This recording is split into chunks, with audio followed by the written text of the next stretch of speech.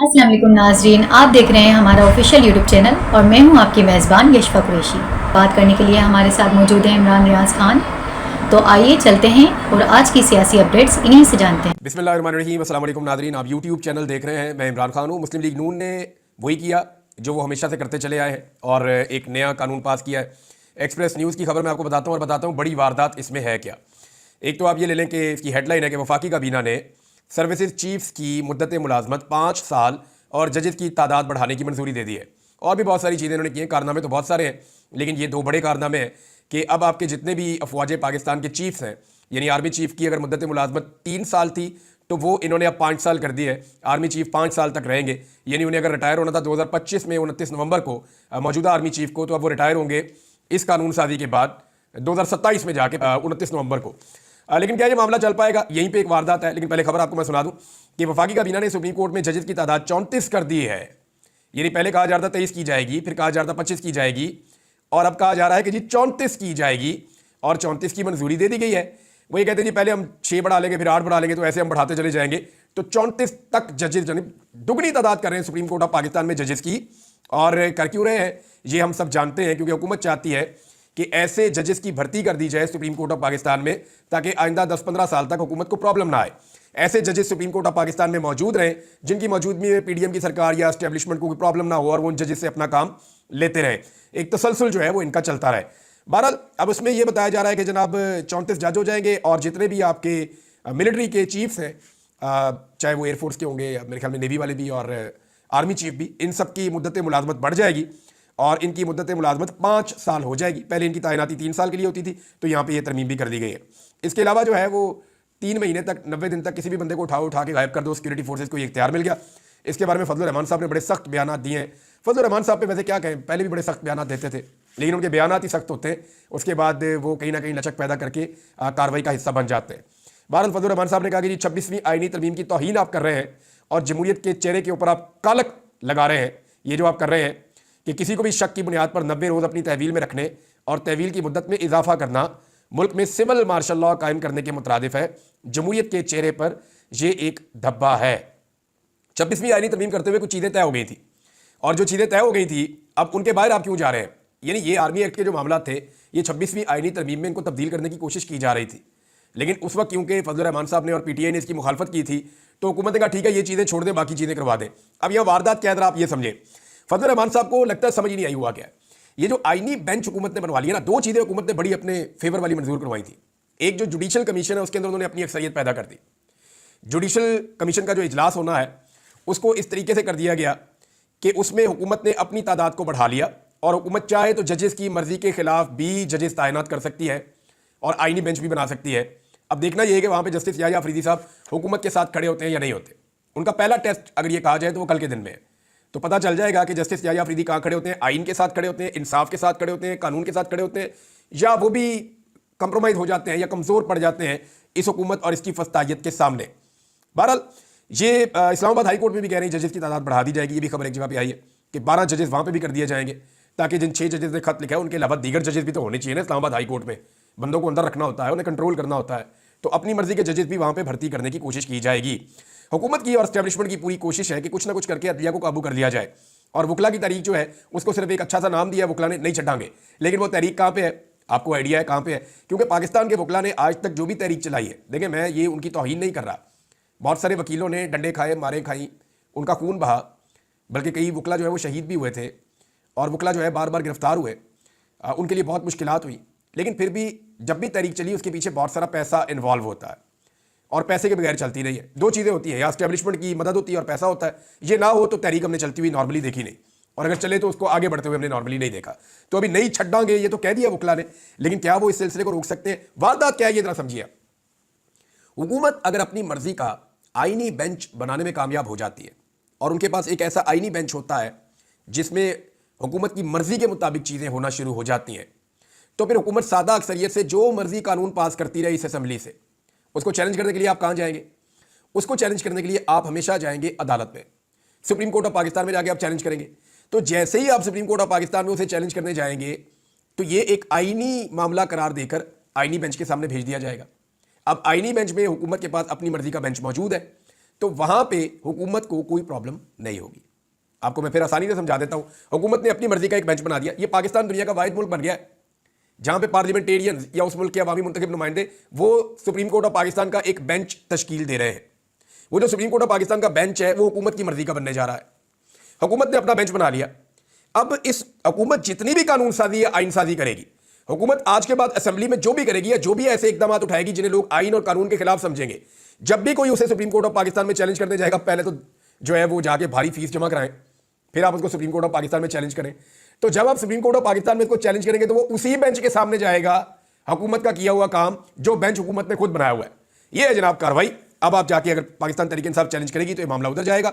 वैसे एक मामले में जो है वो ये रिमार्क्स भी आए कि कोई मामला जो है वो आईनी बेंच के बगैर इधर भी रहने दें। जस्टिस मंसूर अली शाह साहब ने गालिबन ये बात की है, लेकिन अब कोई फ़ायदा नहीं है। बुकला की तहरीक भी अब अगर खड़ी होती है तो ऑलरेडी वो बहुत लेट है। लेकिन क्या ये सारी चीज़ें ऐसे ही चलेंगी? तो जवाब है कि नहीं। मेरे पास तो सादा जवाब ये है कि नहीं। पिछले 2.5 साल से सारा कुछ करके देख लिया, हर तरह की फस्तायत कर ली, बंदे उठा लिए, गायब कर लिए, टॉर्चर कर लिया, 10-20 हज़ार बंदा जेलों में डाल दिया। सारा कुछ करने के बावजूद IMF से पैसे मांग लिए, सब कुछ किया, क्या मुल्क चला? मुल्क के अंदर महंगाई पहले से ज़्यादा है, मुल्क की माशी हालत पहले से बदतर है, मुल्क के अंदर जो सरमायाकारी है वो तारीख की कम तरीन सतह पर पहुंच गई है, मुल्क के अंदर लॉ एंड ऑर्डर की सिचुएशन वो बदतरीन है। इस्लामाबाद के अंदर आज chief justice Islamabad high court ने कहा कि भत्ते की पर्चियां कराची की तरह इस्लामाबाद में मिल रही है। तो भाई ये सारी सिचुएशन मुल्क का बेड़ा गर्क ही हुआ है ना। तो 2.5 साल के तजर्बों में मुल्क का बेड़ा गर्क हुआ। अब तजर्बों में तेजी आई है, इसका मतलब है कि या तो ये पूरी तरह कंट्रोल कर लेंगे या फिर काम खराब हो जाएगा। उधर पाकिस्तान तहरीक इंसाफ ने फाइनल कॉल भी दी हुई है और उस हवाले से जो खबर आ रही है वो ये कि नवाज शरीफ साहब पहले ही पाकिस्तान से बाहर है, जरदारी साहब भी पाकिस्तान से बाहर है, सलमान शहबाज भी निकल गए पाकिस्तान से बाहर, जो वजीर आजम का सारा फैमिली का बिजनेस ये चीज़ें देखते हैं वो भी निकल ली है। अब ये सारे तो चले गए पाकिस्तान से बाहर। मरियम नवाज भी पाकिस्तान से बाहर जा रही है। हमाद अदर के बकौल बहुत जल्दी इसहाक डार भी चले जाएंगे। लेकिन मैं आपको एक चीज़ बताता हूं, पिछली मरतबा जब ये भागे थे ना तो सबसे पहले इसहाक डार साहब भागे थे। इसहाक डार साहब बिल्कुल रिस्क नहीं लेते, वो कभी गिरफ्तार नहीं होना चाहेंगे। और जब इसहाक डार साहब निकल लिए तो फिर आप समझें सिचुएशन बदल गई है। फिर इसहाक डार साहब को जनरल बाजवा जो है वो मेहरबानी करके पाकिस्तान वापस लेकर आए और पाकिस्तानियों के ऊपर उनका जो एहसान है वो पाकिस्तानी कभी नहीं भूलेंगे। डार साहब ने मईशत का बेड़ा गर्क कर दिया और आजकल डार साहब जो है वो फॉरेन पॉलिसी के पीछे पड़े हुए हैं कि उसका बेड़ा गर्क कैसे करना है। अब आए जी, इमरान खान साहब का मेडिकल चेकअप हुआ। बिलाखिर बड़े लंबे चौड़े पाकिस्तान तहरीक इंसाफ के एहतजाज और बहुत सारी चीज़ें करने के बाद फाइनली अदालत ने बड़ी मुश्किल से इजाज़त दी। अब नवाज शरीफ साहब होते तो यही अदालत गारंटी मांगती थी, यही अदालत पूछती थी कि अगर मियाँ साहब को कुछ हो गया तो बताएं कौन जिम्मेदार है, कौन लिख कर देगा। ये अदालतों का रवैया था। आज इमरान खान को चेक करवाने के लिए, उसके चेकअप के लिए 2 हफ्ते से पाकिस्तान तहरीक इंसाफ और इमरान खान साहब की फैमिली टकरे मार रही है। डॉक्टर जेल के बाहर खड़ा होकर बाहर आ जाता है। नवाज शरीफ का डॉक्टर तो लगता है सोता भी नवाज शरीफ के साथ था जेल में, वो वहीं पे रहता था, जब देखते थे वहीं से निकल के बाहर प्रेस टॉक कर देता था। इधर इमरान खान का डॉक्टर मिलने के लिए कई दफ़ा गया और उसको मिलने नहीं दिया गया। बहरहाल आज इमरान खान साहब के डॉक्टर्स मिले। डॉक्टर्स ने क्या कहा ये मैं आपको डॉक्टर की ज़बानी पढ़ के सुना देता हूँ और फिर मैं आपको बताता हूँ कि एक्चुअली यहाँ मायूसी क्या है। इमरान खान साहब का अडियाला जेल में तिब्बी मुआयना मुकम्मल हो गया और उनकी सेहत को तसल्ली बख्श करार दिया गया है। डॉक्टरों की 4 रुकनी टीम अडियाला जेल पहुंची और ये जो रिपोर्ट है ये इस्लामाबाद हाई कोर्ट में पेश की जाएगी। पिम्स अस्पताल के 3 डॉक्टर थे और शौकत खानम अस्पताल के डॉक्टर आसिम यूनस ये इसके अंदर मौजूद थे और इन्होंने तिब्बी मुआयना मुकम्मल कर दिया और इन्होंने कहा जी कि इमरान खान साहब की सेहत जो है वो तसल्ली बख्श है। लेकिन इमरान खान साहब की बहन ने कुछ चीज़ें बताई हैं, उनमें एक चीज़ मैं आपको पहले बता देता हूँ, बाकी उनका स्टेटमेंट मैं आपको बाद में बताऊँगा, वो बड़ा इंपॉर्टेंट है। इमरान खान की बहन ने कहा कि इमरान खान का वेट कम हुआ है, यानी जो मसल्स के ऊपर जो मांस होता है या जो आप कहें गोश्त चढ़ा हुआ होता है, मसल बने हुए होते हैं।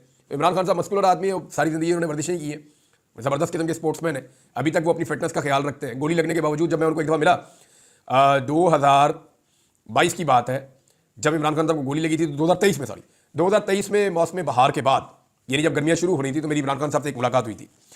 तो मैंने उनसे जब बातचीत की तो उन्होंने कहा यार ये जो सर्दियाँ गुजरी हैं इसमें, यानी हम पूरा साल सर्दियों का इंतज़ार करते हैं जो स्पोर्ट्स लवर्स हैं, और सर्दियों में फिर हम हाइकिंग करते हैं, एक्सरसाइज करते हैं, अपनी फिटनेस को जो है वो इन्हेंस करते हैं। सर्दियों में ज़्यादा एक्टिविटी करते हैं ना एक्सरसाइज करने वाले लोग। तो इमरान खान साहब ने कहा कि यार इन सर्दियों में मैं बिल्कुल नहीं कर पाया। तो वो इन चीज़ों को बड़ा अहमियत देते हैं।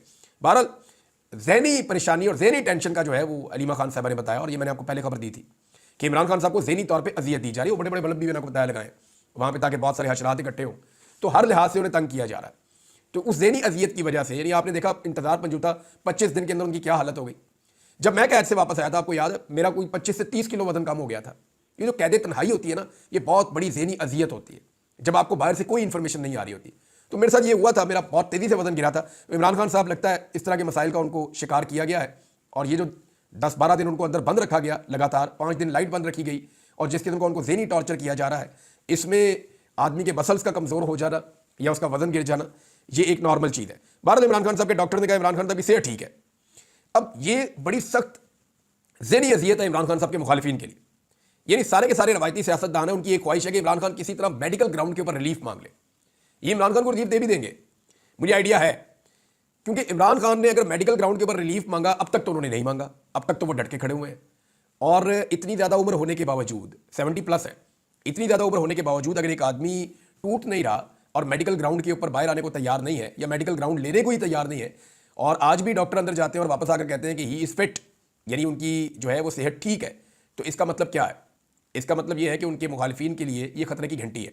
और इमरान खान साहब जो है वो किसी किस्म का, कुछ लोग कह रहे थे ना कि डील ले लेंगे, मेडिकल ग्राउंड्स तैयार हो रही है, जाके मुंह तो लौड़, यानी इनको शीशे में अपनी शक्ल देख के शर्म भी नहीं आती कि ये उठा के झूठ बोल लेते हैं।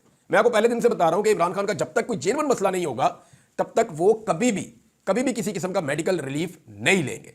और इमरान खान साहब नवाज शरीफ नहीं है कि प्लेटलेट्स नीचे कर दिए और बीमारी का बहाना बना दिया, या शर्जील इनाम मेमन या जरदारी साहब जो फौरी तौर पे अभी ठीक चलते हैं, जैसे ही उनके केसेस लगते हैं या अदालत या जेल, वो साथ ही व्हील चेयर के ऊपर बैठ जाते हैं।